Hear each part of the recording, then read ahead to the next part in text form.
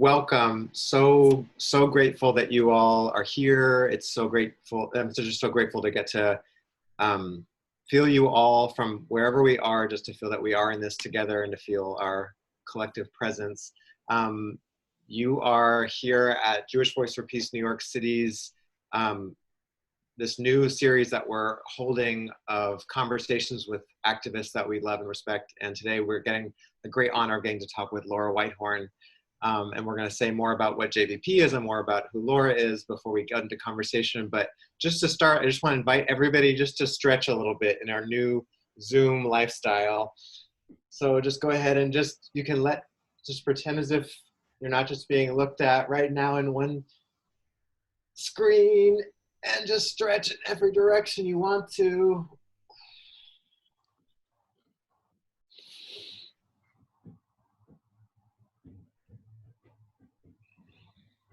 Awesome. Well, welcome everybody. For those who are new to Jewish Voice for Peace, we are a national membership-based organization of Jews working to challenge Israeli state violence against Palestinian people, and we come together out of a conviction that Palestinian people, like all people, deserve justice, dignity, and freedom. And that compels us to work in solidarity with the Palestinian movement for justice and with all movements for racial justice. During this time of COVID-19, this pandemic, we are working to continue to uplift the Palestinian freedom struggle, as we know they are disproportionately vulnerable to this epidemic, as well as to uplift and support the struggles of people who are locked up in jails, prisons, and detention centers in their struggle for freedom. And it's really at the intersection of this conversation that we are just so lucky to get to welcome Laura Whitehorn. Laura, your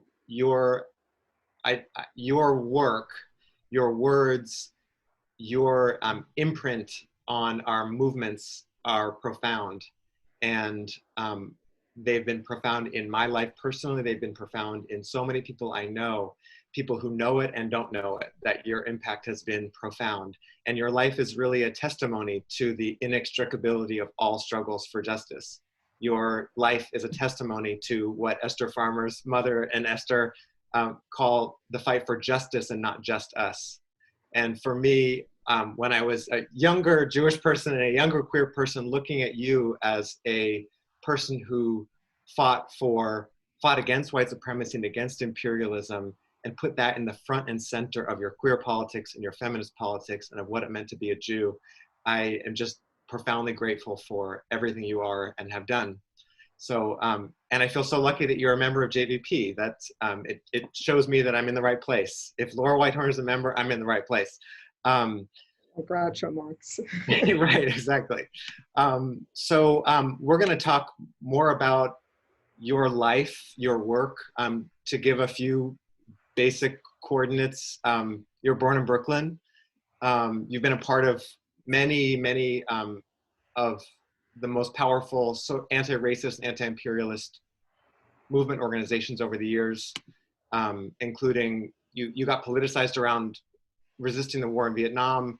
You were involved in Students for Democratic Society, in the Friends of SNCC, the Southern Nonviolent Coordinating Committee. You were involved in the Weather Underground. You were involved in the John Brown Anti-Klan Committee, and many other formations. And you were imprisoned in 1985, and you were in federal prison for 14 years as a political prisoner. And it's all these experiences that you have, and that we are so excited to get to learn from you. And to start, I actually want to start really currently with your current work as a co-founder and organizer of Release Aging People in Prison, RAPP campaign. And I want to invite you just to tell us about RAPP's work and what elders and aging people in prison are experiencing right now and what they're fighting for.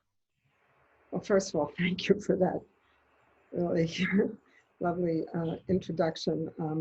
I think there's thousands of people like me who could be sitting here and telling really interesting stories of being involved in these struggles, or they wouldn't exist. And I'm so grateful for JVP partly because the two struggles in my life that are just for one reason or another are in my gut of caring, are the Black liberation movement in the United States and the Palestinian struggle. And so having JVP exist gives a way for me to be in touch with that, even though I don't have the capacity to be doing work on everything at one time. So, and it's really good to see people of various ages on this call. I wish we were all sitting in a room, and instead of me talking, we could all talk, because I have more questions than I have thoughts at this point in my life. RAPP, I began some of my political work, that was where I really became a full-time organizer around the time of the Attica Rebellion, and just before, when there was attacks on Black school children in Boston, and I was working to defend Black families there. And it reminded me that I had grown up with an awareness that there are people in prison for political reasons, and people in prison because this country does not permit Black people and other people. At that point, it was Black people and Puerto Rican people were the two main groups who were in prison, and some Native Americans, to act in ways that are called outside the law, whether they are actually illegal or whether they're just things that are illegal if you're not white. So coming back to that now, I went to prison and I was a political prisoner, and I came out and I did work specifically on the cases of political prisoners, trying to hold up that, that idea that there are political prisoners, and I can talk about that later. But I was doing that, and I was also trying to get people out of prison, and we weren't getting anywhere.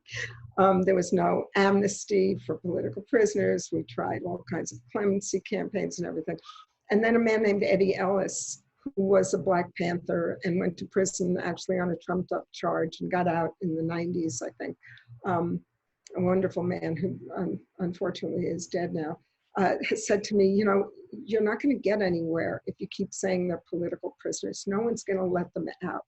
What you have to do is identify why they fit into a category of people who should no longer be in prison, no matter what you think.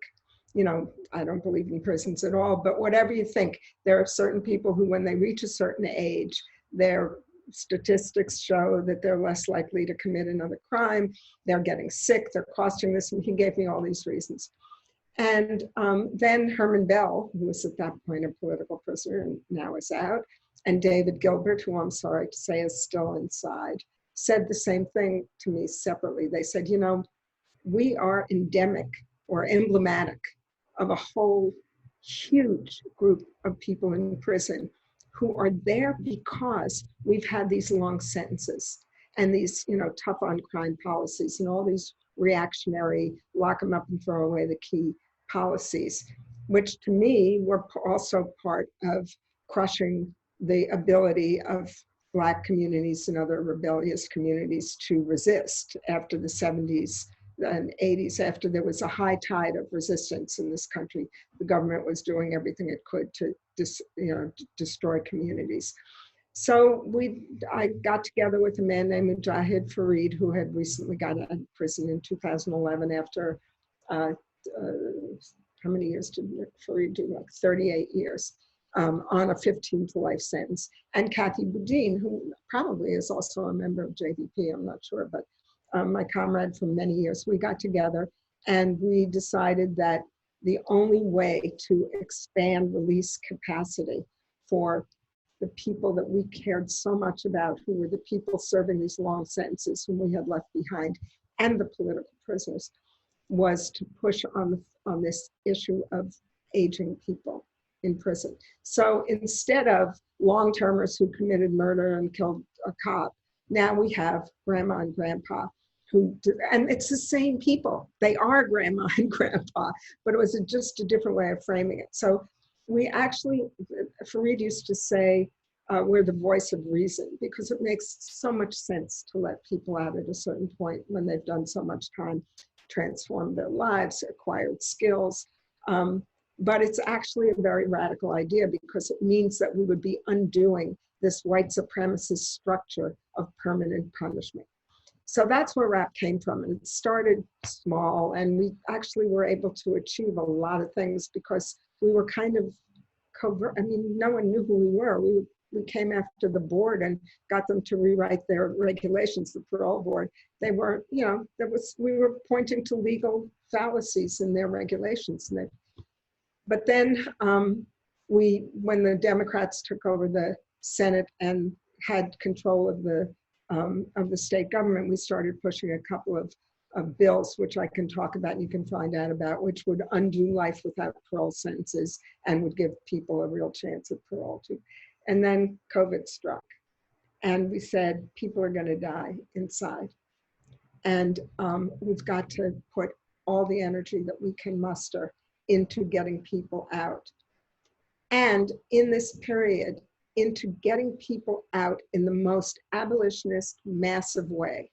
Not to say the people with the nonviolent, low-level crimes, the people who would be getting out in 10 days anyway, but didn't, you know, or what Cuomo just did, people within 90 days of their release date, but who didn't commit a violent crime, where almost 70% of the people in New York State are in for violent crimes. And the people who are older, they wouldn't be there when they're 55, 60, 70 years old if they didn't have a crime of violence. So that's what we've been fighting for. So yesterday, we've been doing things. I didn't know about Zoom until March, whatever it was, 25th. We've been doing these virtual rallies where we have some people at the prison and some people on a Zoom, and we'll be doing a few more, which I would love to have JVP people involved in.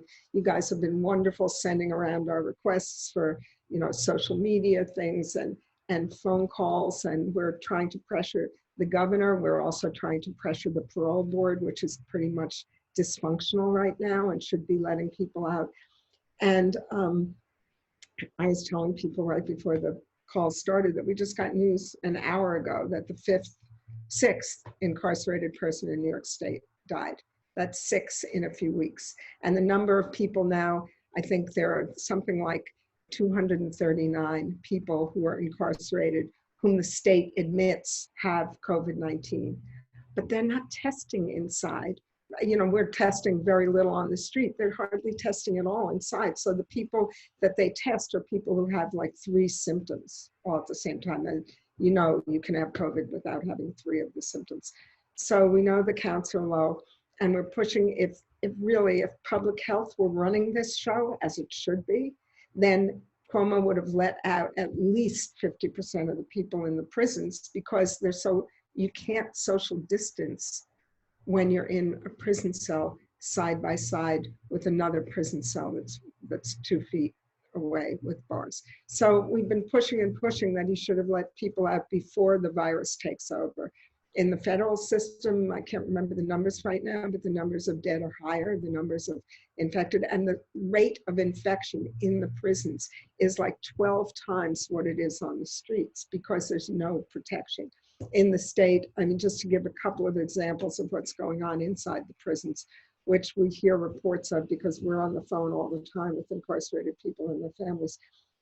They finally said that people can wear masks, but what can they wear? It's a handkerchief that state issued, those flimsy white handkerchiefs that you can't even blow your nose in it without then having to put it in the wash. I mean, they're nothing. And in some places, people are still being punished for wearing them.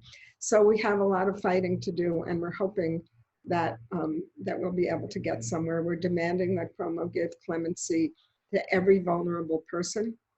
And we're demanding that everyone who has a parole eligibility date within 2 years be released, and some other demands which we can share. But anyway, that's what we're doing. We also do support, in particular, political prisoners around the country because they're all in that age category too.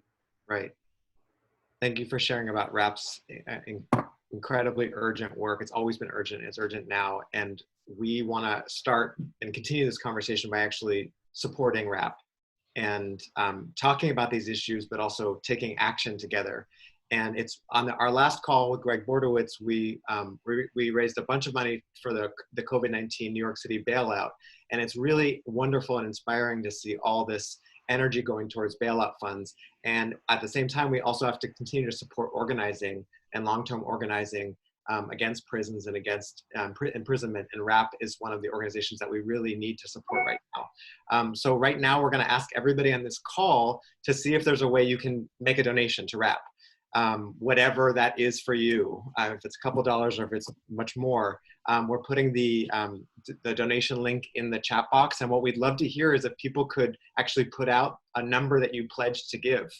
Again, it could be as small as a couple dollars, but we just would love to see in the chat box what people's donations you can make right now if you want to follow the link, or pledges you want to make to support RAPP. So we're already seeing two donations for $100 and the hashtag share my check. So this redistribution of stimulus funds. So this is wonderful. And I just really want to invite us to keep going so that we can support the incredibly important work of RAPP, particularly anti-prison work that's organized by formerly incarcerated people. So thank you. And we'll keep this, the donations coming in. I really appreciate you all. And at the same time, we will send out in this chat box, thank you, we'll send out a link to RAPP's work so that we can get in the loop and support their really important campaigns.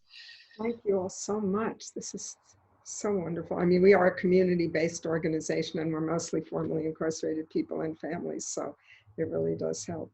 Thank you. So, Laura,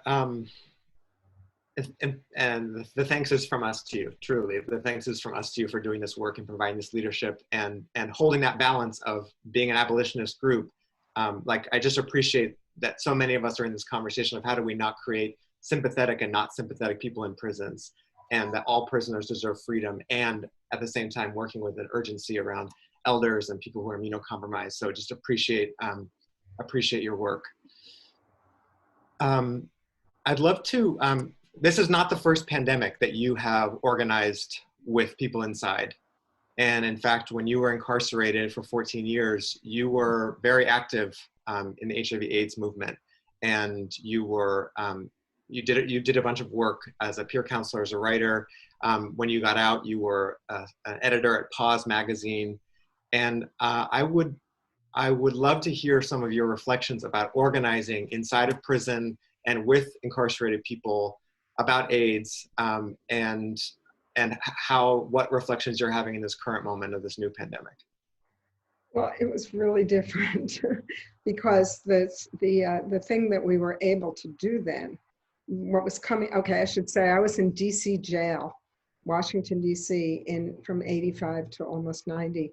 And during those years, it was the height of the AIDS epidemic. Remember that people didn't even know it was HIV in the beginning. It was AIDS. And in the beginning, no one even knew that women were getting it, and no one was talking about Black people. And I remember reading in the Washington Post, sitting in my little cell, that a man had been infected by a prostitute. So who cared that she had whatever it was? He had gotten it, some businessman, right?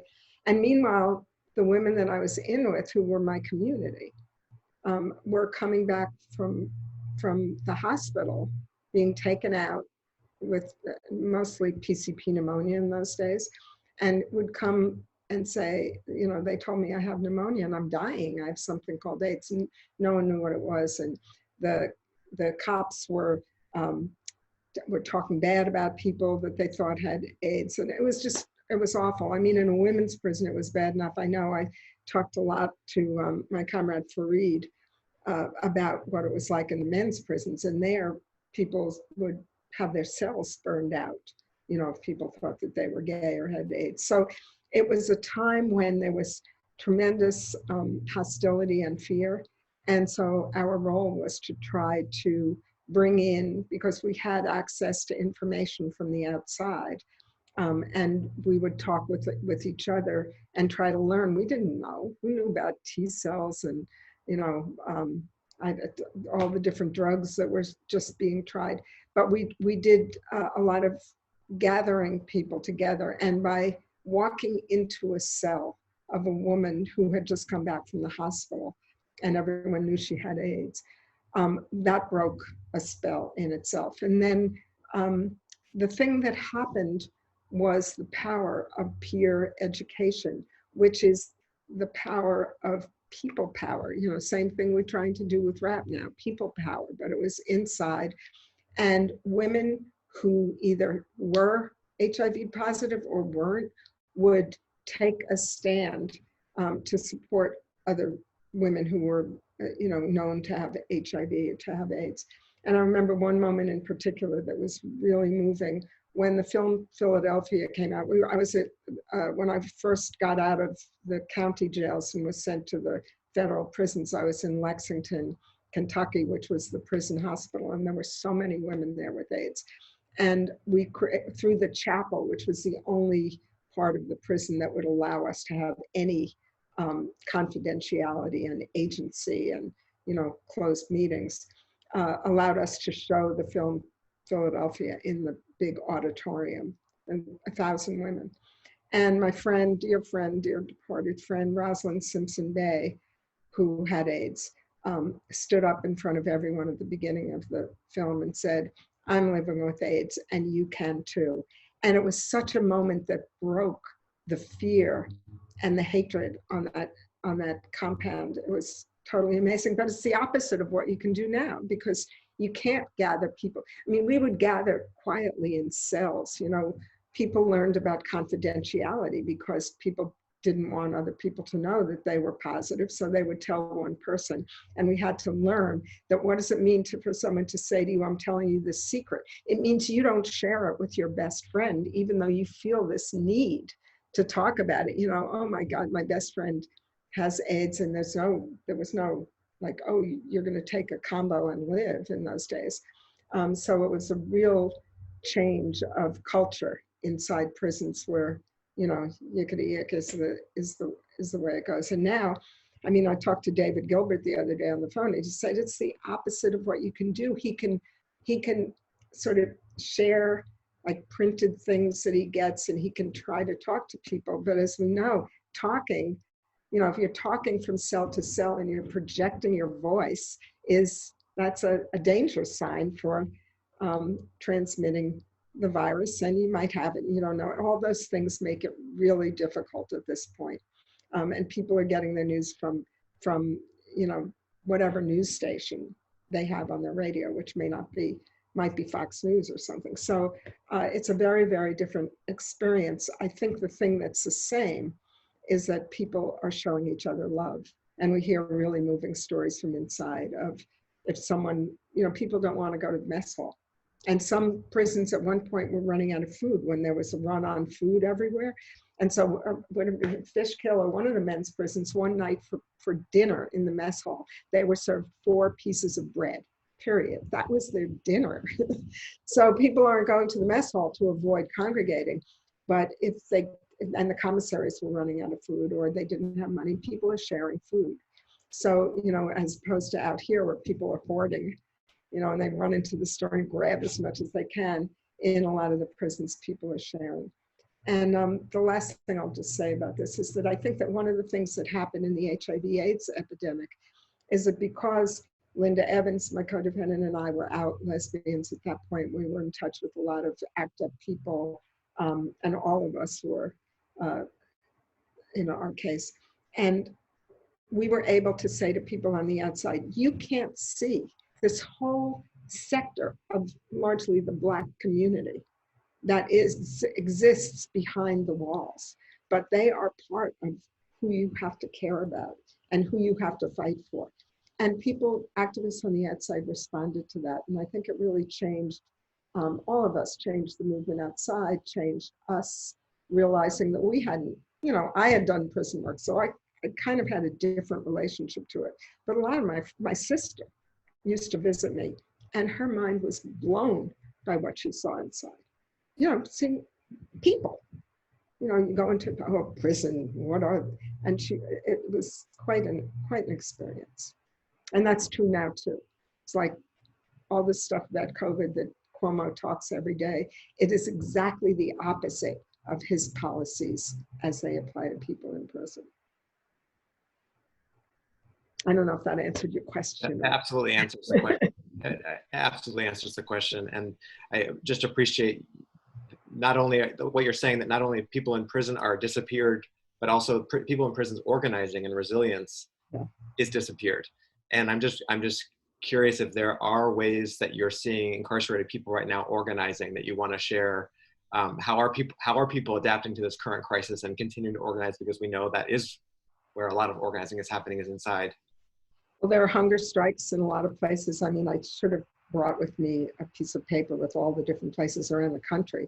I know that in addition to the wonderful JVP webinar last Friday, which I couldn't be on, there was also that night an IWOC, International Incarcerated Workers Organizing Committee, held two drive-by and bike-by demonstrations at two of the New York City facilities, one state and one federal. And also that was also in solidarity with the people of Palestine, and it was for Palestinian prisoners, a day of solidarity with Palestinian prisoners. And IWOC has been organized reaching through the walls.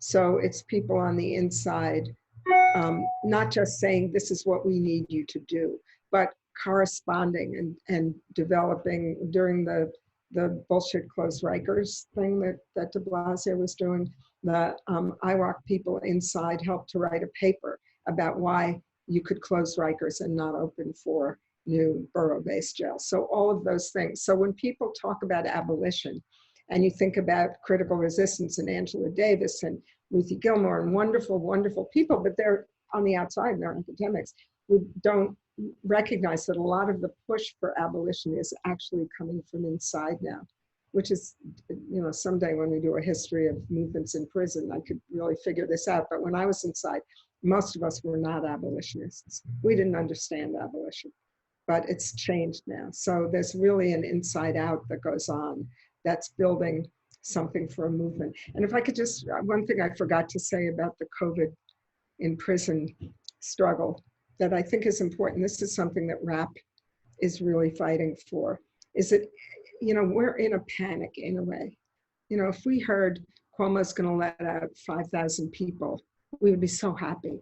We wouldn't stop to say what structures are being put in place now that are gonna stick after this. So for example, in the federal system, they're doing these furloughs and more house arrests and stuff like that. And in New York, where there's not a lot of use of medical furloughs, if they said, okay, we're gonna furlough people, you can go home, and when the virus is gone, then you come back to prison. And a lot of groups were writing things saying we should do that. And we said no, because whatever we build now is going to last. And one of the things that we fight on, that I did mention before, is the distinction between, you know, violent and nonviolent. And so we're fighting really hard to change people's thinking and make people realize, like, what does it mean to say violent prisoners versus non-violent prisoners, as opposed to people convicted of a crime of violence and people convicted of a non. That's step one, is to not brand someone with what they did 40 years ago and say, okay, you did something violent, now you're violent. I was in for violent crimes, and I don't really think I'm that violent a person. So it's, we're trying to work in this moment in a way that honors the fact that we have to try to get people out, we have to try to save people, but also doesn't accept, not that we're gonna say, oh no, don't let those people out, if you could, but we're gonna fight for the maximum and for something that will actually decrease the system at the end and not put in new ways of expanding incarceration. I just think what you just said is something that we could, that I want, could be said over and over and over again. It is so important what you just said. I just want to just reiterate it, that we need to fight for the maximum, that what we do now will last. So I just really appreciate your telling us that, and also inviting us, all of us in this call, to really abolish the language of violent prisoners and nonviolent prisoners, to really rid ourselves of that language, which again really mirrors the language of the state. And also the third thing I heard you say that I just really appreciate is to keep our eyes on incarcerated people's organizing, to keep listening and lifting up to how people who are locked up in jails, prisons, and detention centers are organizing. So thank you so much for everything you just shared.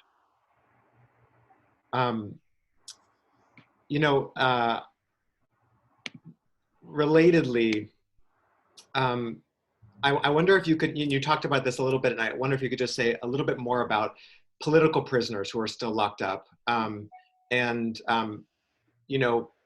Part of the ways in which the state works to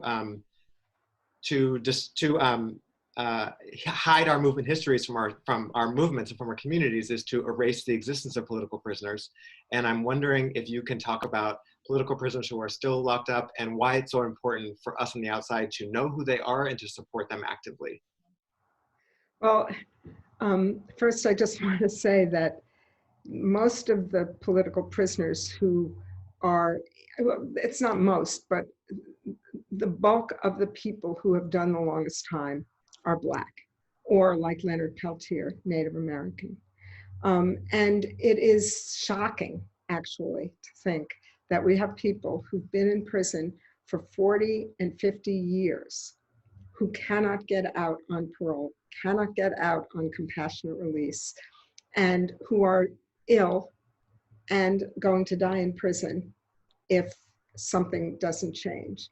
And so you have Mutulu Shakur, Dr. Mutulu Shakur, brilliant acupuncturist, doctor, started something called I was part of it, so I remember the name, the National Task Force for COINTELPRO Litigation and Research back in the late 70s, which was, there had been an exposure of the FBI's counterintelligence program, but it had been mostly the media was focused on what it had done to groups like the Weather Underground and peace movement, white people, because then it was shocking that the FBI would do these things. But the fact that they killed members of the Black Panther Party was, somehow less shocking.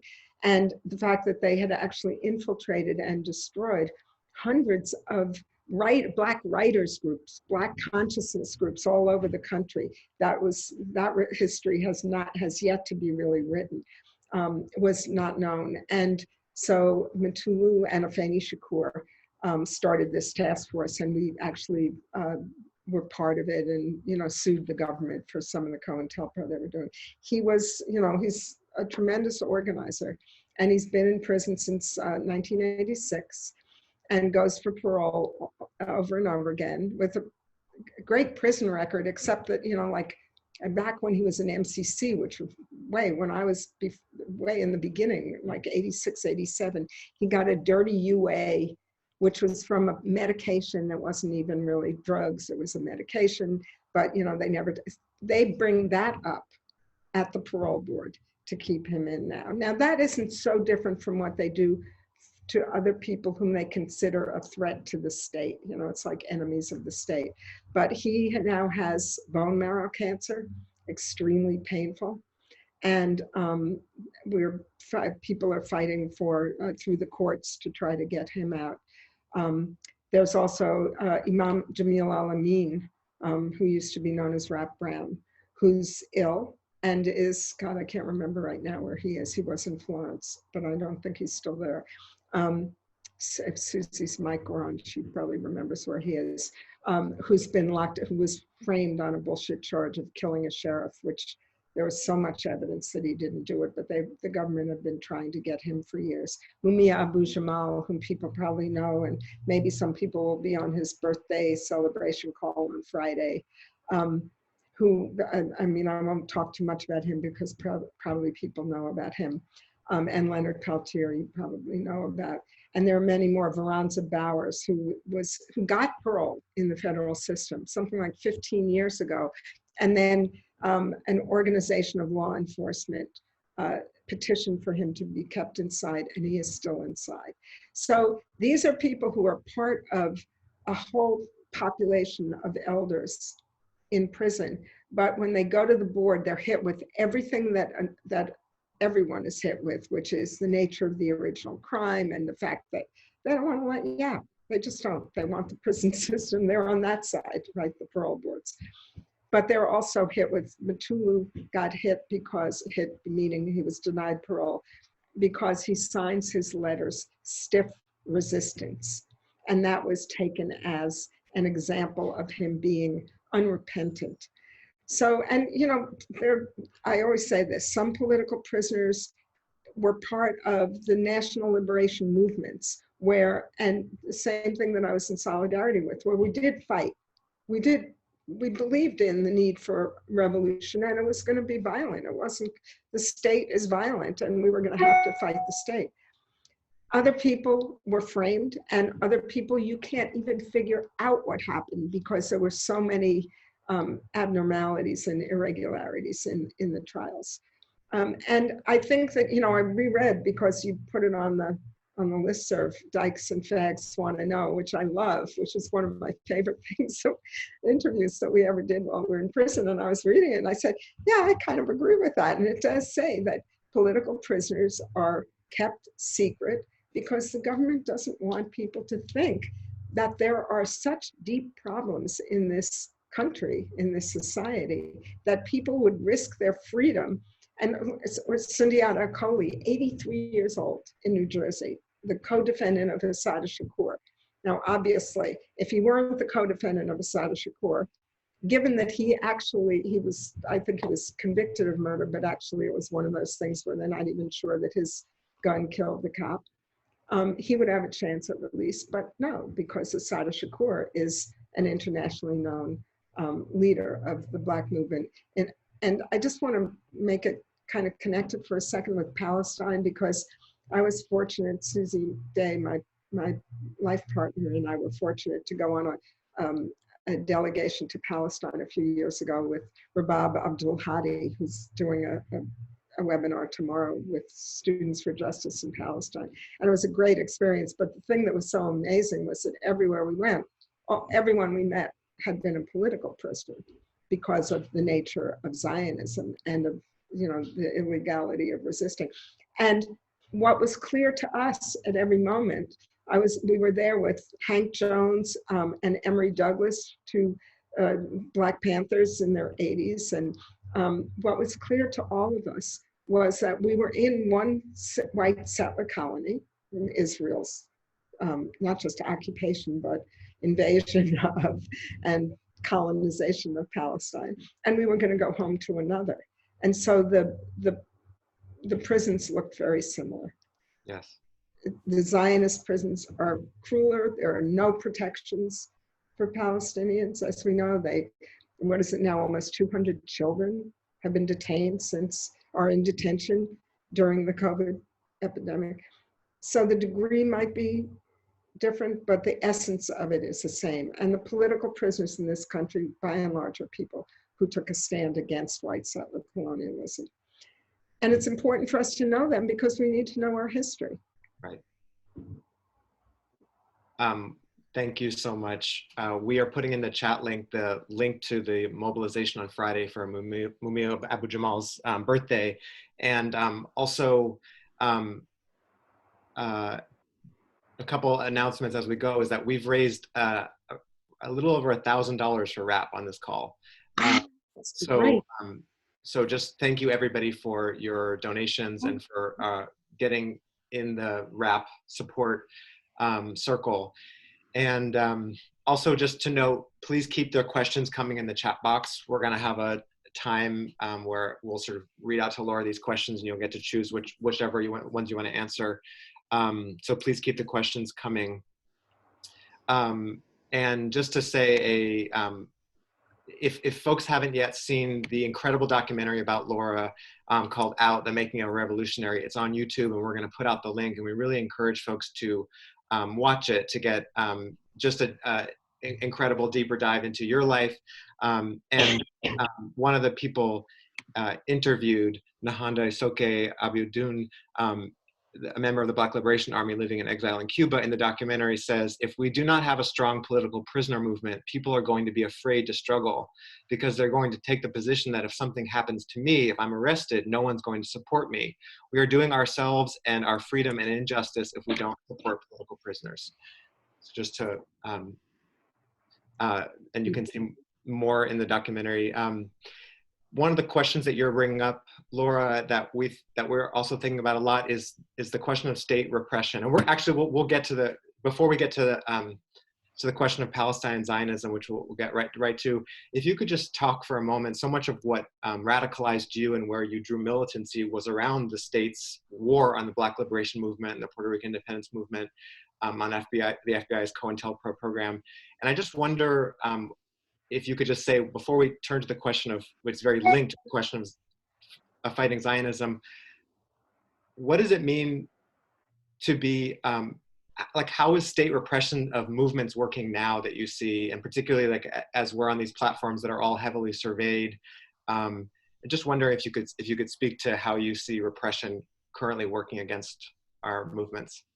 Well, I mean, there are still, there's the Patriot Act, things that were illegal but done in my day are now legal. They're all on the books, so there's all of that. And there is the surveillance by, when I was underground for some years, we used to produce driver's licenses. We couldn't do that now. There are chips and everything, it's very different. We're much more controlled. People's phones tell the system, the government, where they are, all of that.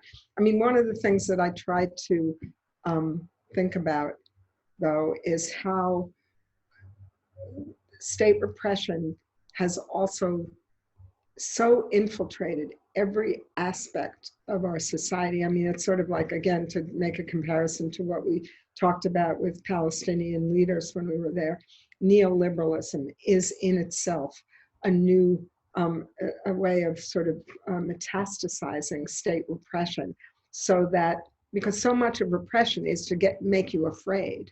And if your entire thinking, if your entire ideology is to fear immigrant groups, people of color, to live in, now we have these rich ghettos of white, and Europeans in all over New York City, where they used to be Black and Puerto Rican communities, because of gentrification, those things. And because I do work around incarceration and the prison system and policing, I see it so much in terms of how the movement allows the police in, whether it's in uniform or in, our whole system of permits. First time when I got out of prison, one of the first rallies I went to, I was on parole, so I couldn't do a whole lot, but I went to Times Square for a rally for Mumia. And I walk up and there are these, it's like cattle pens, and I couldn't go in it because it was like a bullpen in prison.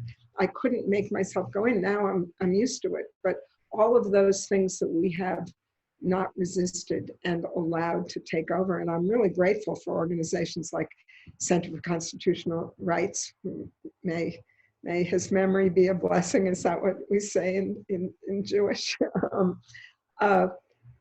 Because they do fight for, civil liberties, but it's up to us to create ideologies and culture and brainwaves that reject the concept that the state is neutral.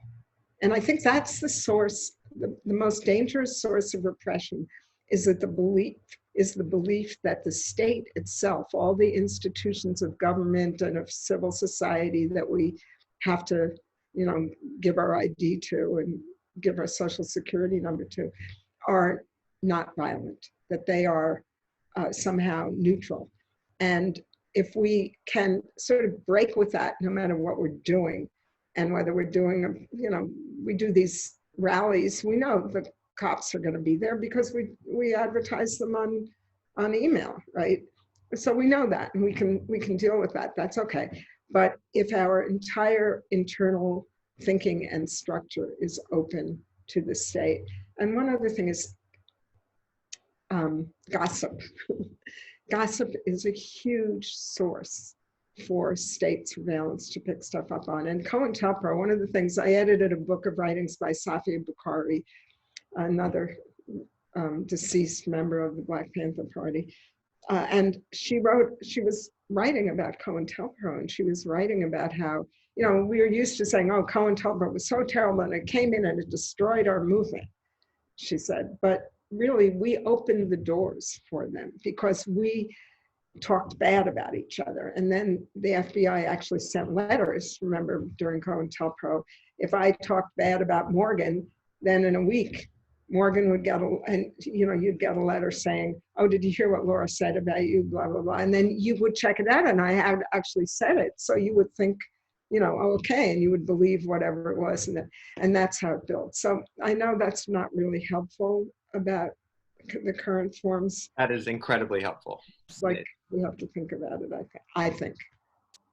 Thank you so much.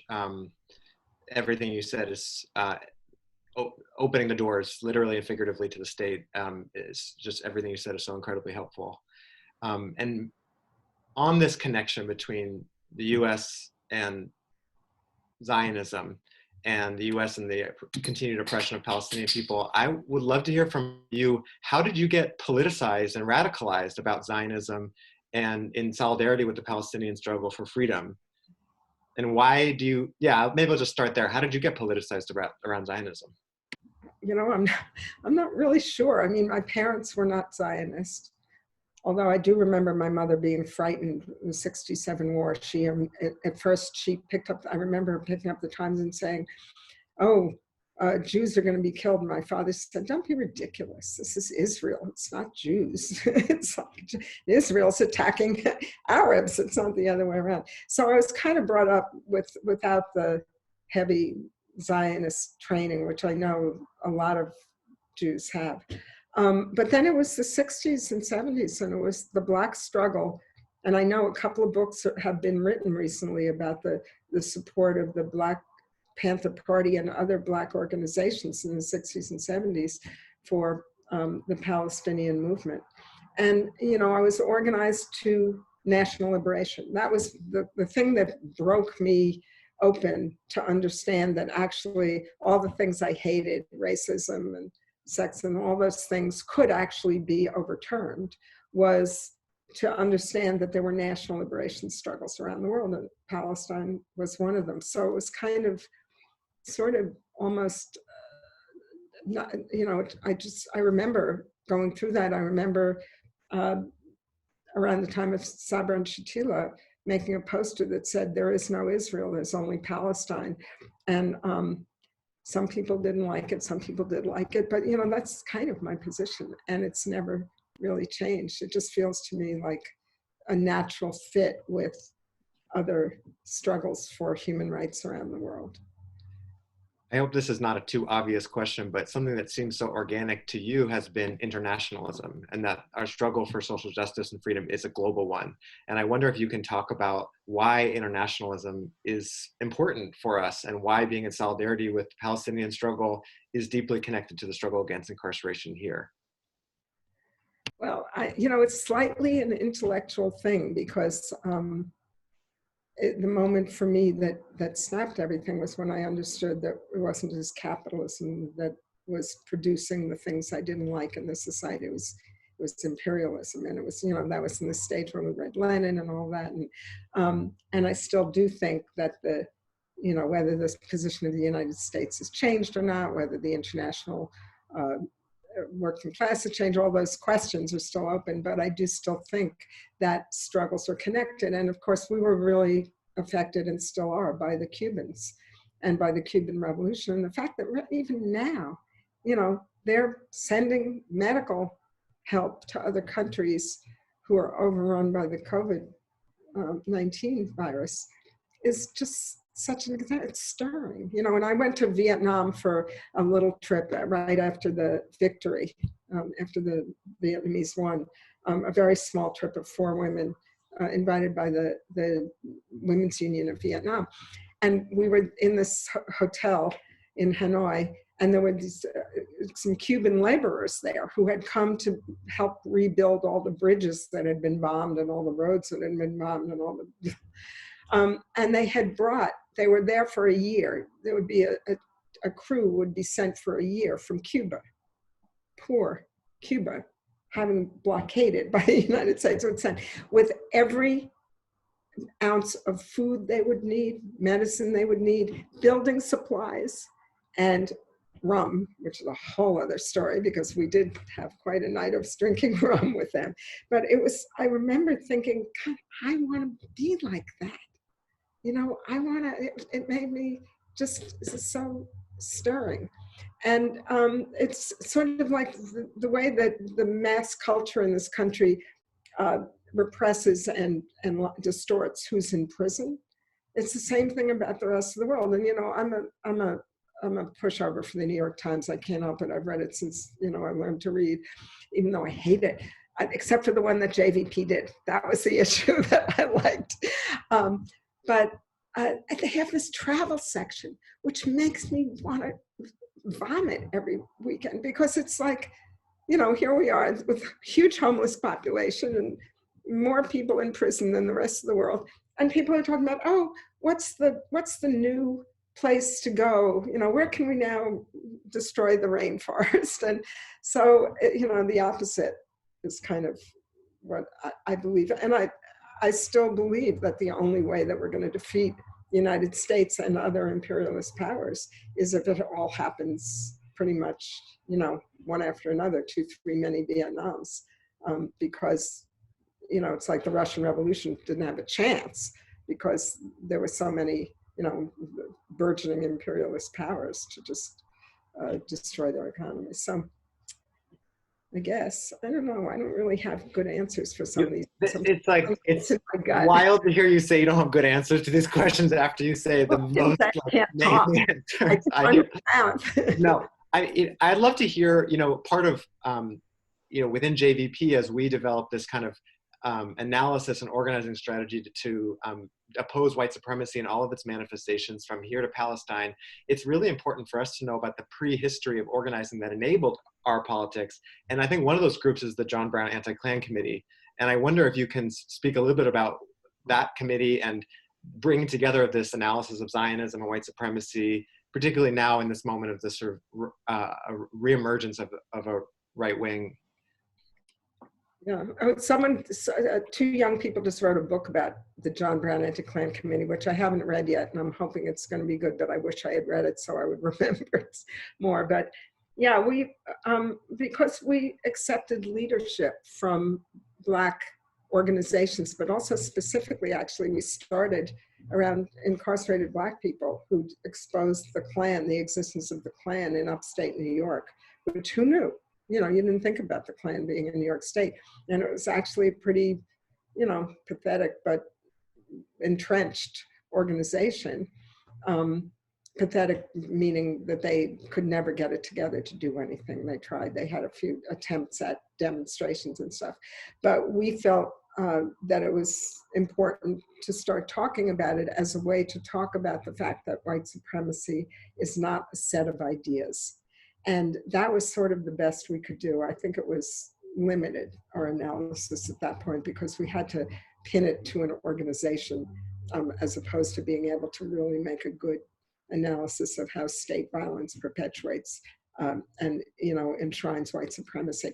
But we started, and then we were working at City College, actually, in the 70s.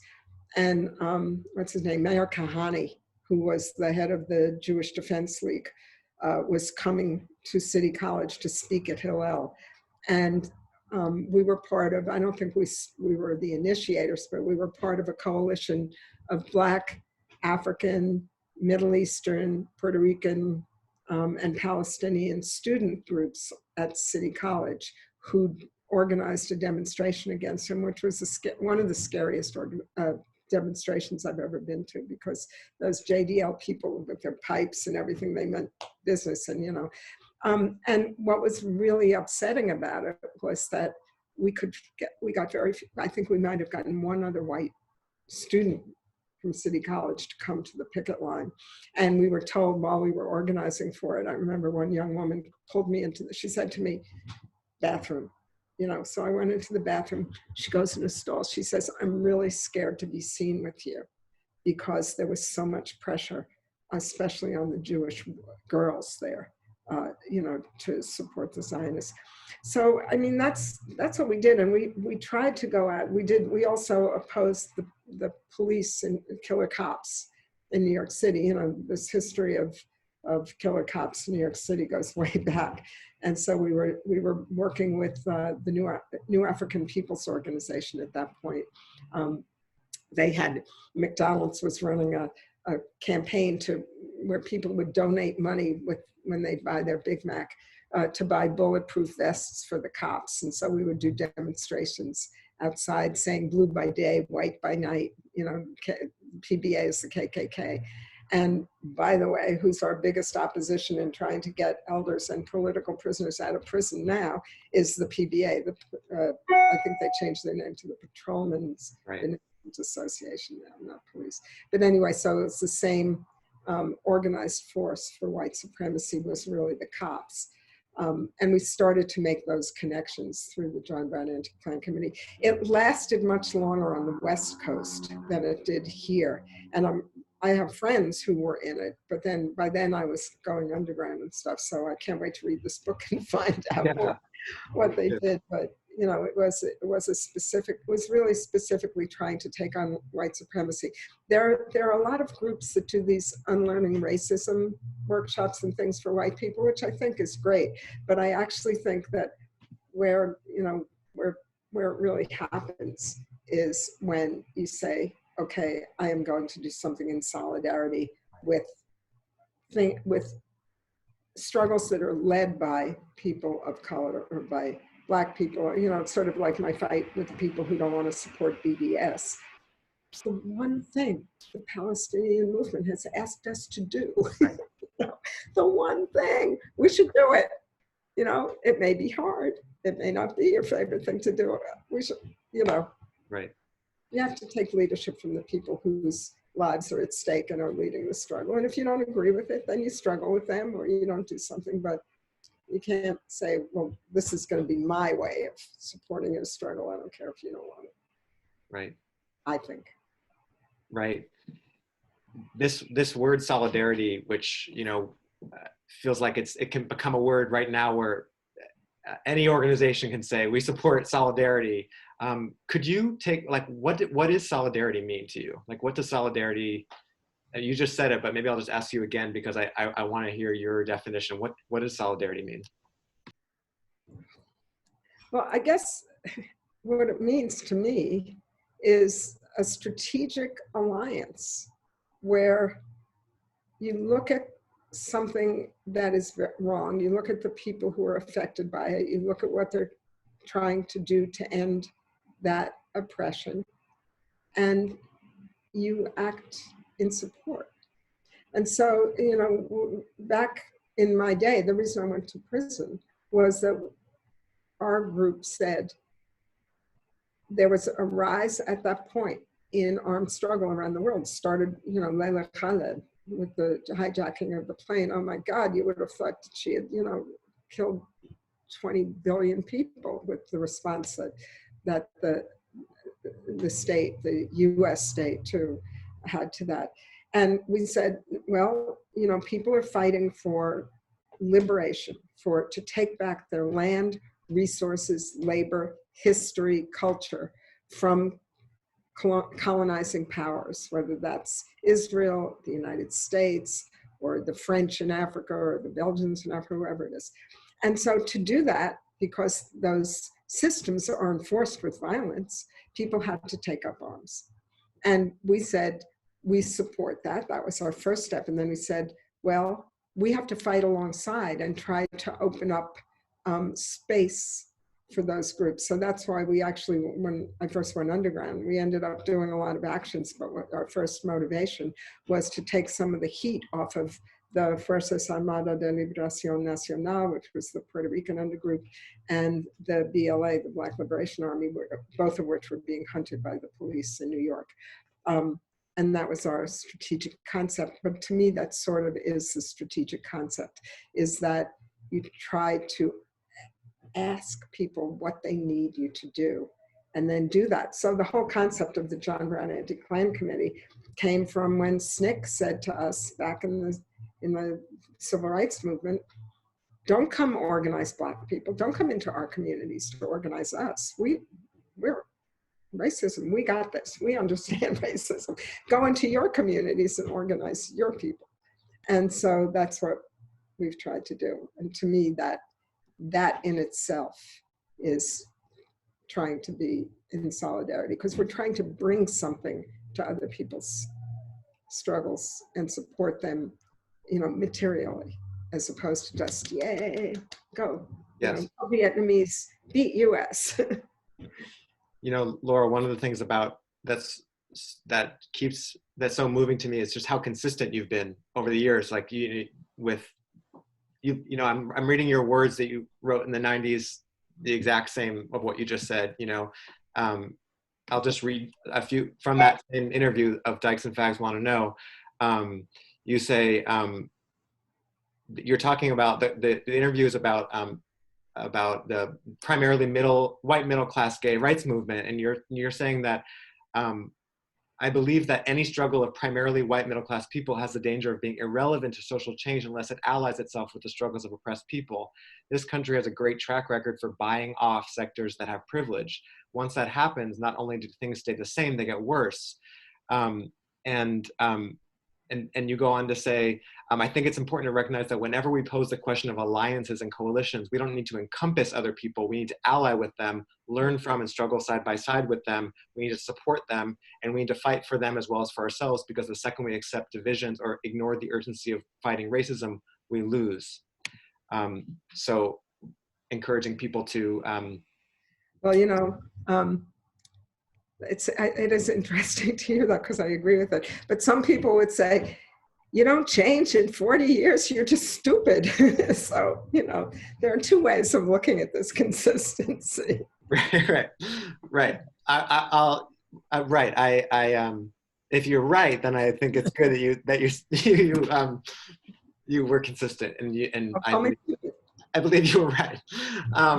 So one last question I want to ask you, and then we're going to turn to the questions in the chat box, which is, in speaking of this thing of what's been consistent in your life, internationalism, joint struggle, also art and poetry have been consistent in your life, and the role of, and seeing art as an important part of building movements for justice. So I just wonder if you can speak about the role of art, the role of poetry in your life and movements that you've helped to build.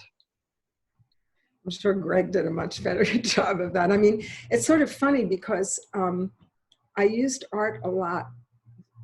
Well, when I was in an organization on the street in John Brown on May 19th, I was part of the Man and Bin Graphics Collective, and we did posters that I think really are beautiful, and some of them, still around.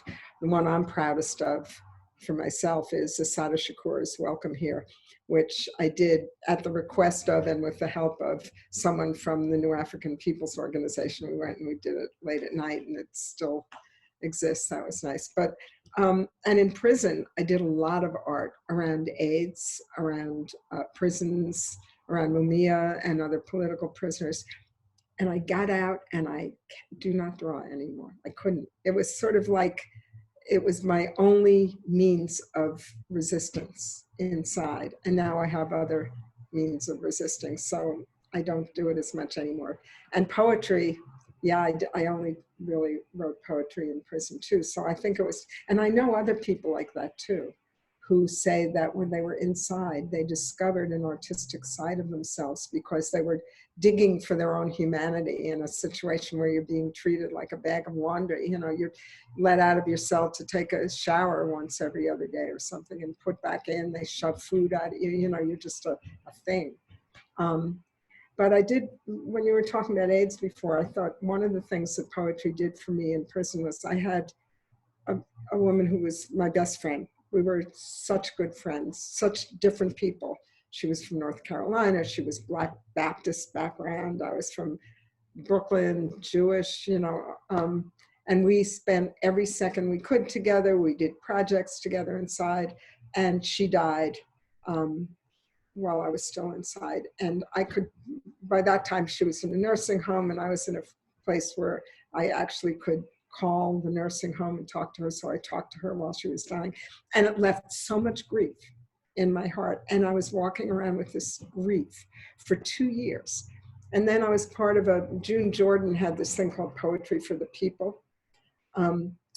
And it was this great program where poets would come into like homeless shelters, churches, all kinds of places. It was based on what they did in Nicaragua, I think, and prisons. And it wasn't just, oh, let's write poetry. It was they would give you a form, like a sonnet or some form of a poem from another culture, and explain the form. And then you had to write a poem in that form. And it was an amazing way to compress your emotions and your thoughts into a form. It was incredible. So one day we were in the workshop and I wrote a poem about Amira, my friend, and I cried for hours afterwards. And then I realized that I felt like I had finally reached a point where I could live with it without just feeling, every time I thought of her, just feeling that nauseating feeling you get when something's making you so miserable. And so I thought, wow, if I could teach poetry, I would do it. Because, and other women there, people who had never talked about their arrests, about the violence in their lives, whatever, started writing about their lives in the poetry. And I think that's why you see a lot of powerful art and poetry coming out from, from behind the walls. Thank you. I wish I could still do it. Now I just make signs that say, Cuomo, let them go, and it's an issue. Right. Well, we have to continue to fight so he does that, so you can also get to make other things you want to make. And in the meantime, we need those signs. And lots of collections people can put out in the chat too of poetry and art. Certainly checking out Marilyn Buck's amazing poetry and collection from the Freedom Archives. Her Wild Poppies collection from Freedom Archives is certainly something to check out, as well as, go ahead. Where is it? I can't remember the name of it. She did a translation of poetry by Christina, oh God, I can't remember her name. And she wrote an incredible introduction to it. I'll find it and I'll send it to you so you can share it with people. It's one of the most brilliant things. Marilyn Buck, if people don't know about her, they should read up on her. She is a wonderful, wonderful person. Laura, I want to share with you some of the questions that have come in over the chat box, and I'll read you a couple, and then I encourage you to answer whichever ones resonate with you. This is particularly about, there's a couple of questions about conditions for people who are locked up and criminalization. So one is, are there particular public health groups that you think would support abolitionist perspectives? And can you speak about how how criminalization is being used right now in the same way that criminalization is used to criminalize HIV and AIDS, and how we can resist the efforts of the state to criminalize COVID-19, and also about people who are under house arrest, and sort of how the extension of the prisons and jails and detention centers is working even outside of prison walls. So I'm going to just for the sake of time, I'm just going to read you a few more, if that's okay. Yeah, except I can't remember those three. Okay, I'll just pause there. Just pause there, and just any Say again what the first one was. I got the criminalization. Was about are there public health groups that you think would support abolitionist perspectives, and then how do we resist criminalization as a state response to this current pandemic? In house arrest and stuff. Well, I'm really interested in that public health question because since we started RAPP, we've been trying to push this argument about criminal justice, quote unquote, is a public health issue, and that mass incarceration is a public health issue. And for a minute, there was a lot of talk among different public health schools, excuse me, on writing papers on it and stuff. And then when COVID broke and we realized that this was a public health issue, we turned to a number of public health leaders, including Greg Gonsalves, whom I knew from Health Gap and from AIDS work, who worked with my other dear departed co-defendant, Alan Berkman, on trying to get AIDS medications for the whole world and not just for the United States. And we have a letter signed by 150 public health experts telling Cuomo to let people go. And our argument is that the state and a lot of even social justice, criminal justice organizers keep saying public safety. We should let them out unless they're a risk to public safety. And that's language we've used too, because you sort of have to adopt the language of your enemy to show that these people aren't a risk to public safety. But really, we should have a lens of public health on this, especially in this moment. So in other words, someone should be released, let's say they're over 50, which is our cutoff point, and have a place to go. Because that's a public health issue. They should have a stable place to go. You can't release someone to a shelter and think that he or she is safer than they are in prison. And so we're pushing for that. And I'm hoping that at the end of this, I mean, Greg Gonzalez has been amazing. He's all over the radio talking about a sensible approach to COVID. But we're hoping that we will get more support for the ultimate goal of releasing people in prison, because prisons are a public health crisis, not just COVID in prisons, but prisons. People age faster. I mean, like Marilyn Buck, Alan Berkman, Mujahid Fareed, they all died way too young. Safia Bukhari, after doing long time in prison. And my dear comrade, Jose Saldana, who's now the leader of RAPP, and probably many of you have seen what an incredible deep soul and brilliant thinker he is just getting over the virus and has been in the hospital. And so the depths to which prison destroys people's health is mammoth. So we need to work on those things.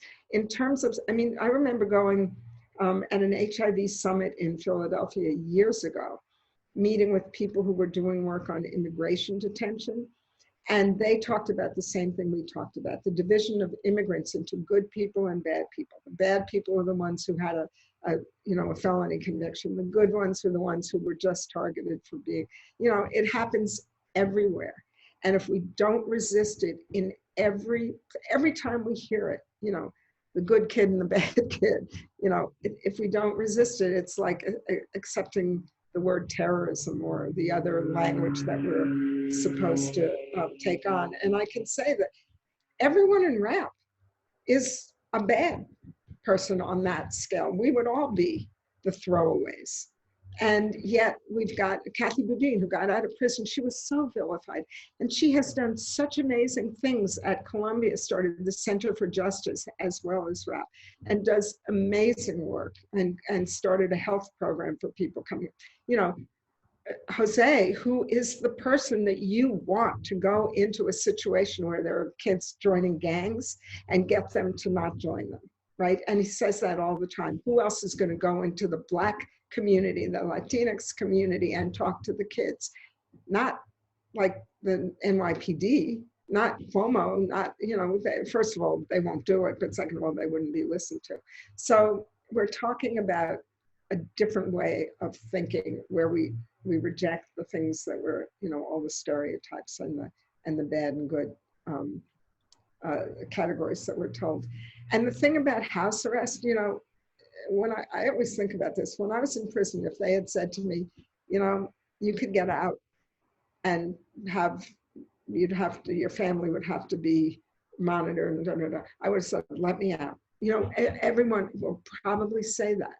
On an individual basis, you could see why we would want to take it. But if we institute it as a substitute, so to speak, for incarceration, we will then find that we'll turn around in 20 years and say, the United States has only 5% of the population, but 25% of the communities that are gated, not because to keep people out, but to keep people in. I mean, it will be, my friend James Kilgore calls it e-carceration. Yes. And so we are trying to struggle against that. We may not win in every instance, and we may, if the Fed said someone could go to home arrest instead of being in prison now, and I could see people accepting it, but accepting something that's the least you can get is different from demanding the least you can get. Yes. I appreciate your continued invitation for us to abolish these binaries between good and bad, at every single turn. And I just Good appreciate that. people with HIV and bad people with That's HIV. right. That's right. So how did you get it? How did you, you know, I Right. said, your fucking business. Right. A couple announcements. First, on this tip of Free Them All for Public Health and supporting the movement to release all people in prisons, jails, and detention centers, JVP does a weekly phone bank, and it's going to be held tomorrow, Thursday, from 12 to 1 p.m. And we're going to put the information into the chat box. And we really encourage you all to come and also to bring a friend to it, so that we can take concrete action to put pressure to demand that we free them all. So it's in the chat box right now. Laura, I'm going to share with you a few more of the questions, and you can choose which ones you want to answer. So a couple questions. So how do you think our movements for abolition and inside-outside movement building can resist nonprofit co-optation during this time? So a question about nonprofit co-optation. Another question, which you touched on a little bit, but about post-release and reentry, and what resources will people have for safe housing for those who don't have a place to go. And then a third question about the treatment of Muslim prisoners. So about nonprofit co-optation in this inside-outside movement building, about release, and about the treatment of Muslim prisoners. Yeah, okay. I mean, I don't have great answers for any of that. The nonprofit thing, I think you just have to be careful where your money's coming from, and resist the urge to expand your capacity by becoming part of, you know, people whose goal is to keep you in business. We don't want to stay in business. Fareed used to say, this isn't like a permanent organization. We want to win and be done. You know, I have a career that's, I'm hoping, is short-lived, right? And, you know, one thing that I saw at one point was, you know, all the conferences that people would do. And I do think there's a good thing that happens at conferences where people communicate and stuff, but now we know we can do it on Zoom. So maybe we could spend less on those big fancy conferences where everyone gets flown someplace and stays in hotels and stuff. So I don't have a really good answer for that. I think RAPP doesn't really face that because people kind of know our politics, and because we do events with JVP and with Adala and with Adamir, there's certain sources of funding that don't even come close to us. And we have rejected some. You know, there was one group that wanted to work with us, and I did some investigation. Oh, and I want to say one thing, since I've got some attention here. Roz knows about this already, and so does Elena. There's this group in Washington, the Jewish Council for Public Affairs. And they have the most lovely human rights platforms, and they're doing stuff on COVID. They've done a number of things on life sentences and incarceration. So when I first heard of them, I don't know what it was, but so I looked into them, and I found interviews they had given where they said specifically their goal is to recreate the robust relationship between the Black community and the Jewish community that existed in the civil rights movement, civil rights days. So, you know, that means before the '67 war, and it means before Ocean Hill-Brownsville in New York. But that's their goal. And what is the reason for that? To build support for Israel. It's specific. That is their goal. And they do anti-BDS workshops at their conferences. And they are really good at reaching out. A really dear friend of mine, she didn't know what she was doing, who they were, and she just spoke at one of, they get people. And so I want to just tag that for people to watch, because it's not that we're going to be swept up into their, unbeknownst into their strategy and, you know, turn around and see that they're Zionists, but they're organizing specifically against BDS, and they're using social justice movements as a cover for it.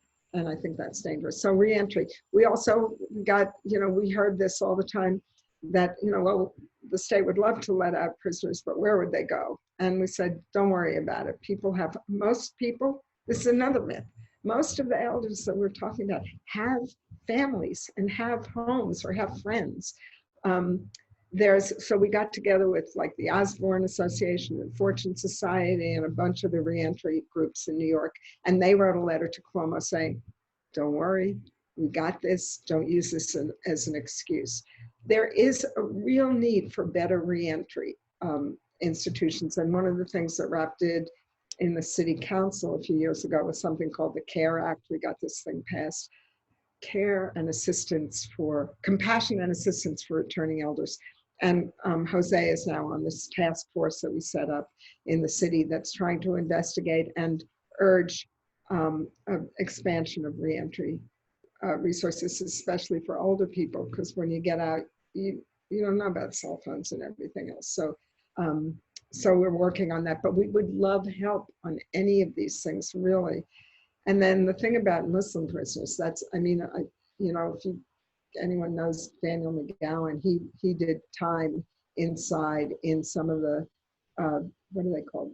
Communications management units that were built in the federal system specifically for incarcerated Muslims, where you could only make phone calls at certain hours of the day because they had to have a translator.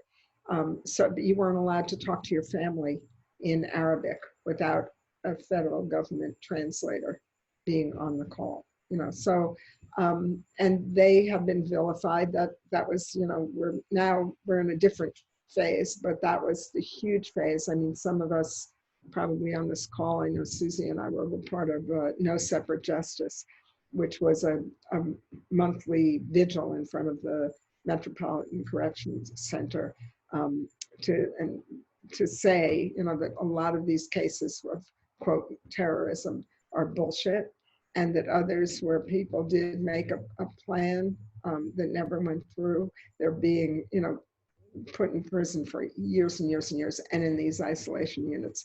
So, and Sekou Odinga, who's a wonderful, even older than I am, former political prisoner from the Black liberation struggle, talks really movingly about this, because he says, we think political prisoners are just people out of the movements in this country, but in this country's prisons are people from all over the Middle East who were taken by the United States and put in prisons, and they are utterly discriminated against. And, let's not even talk about Guantanamo for a minute, but it's unbelievable that they're still in prison and haven't been tried.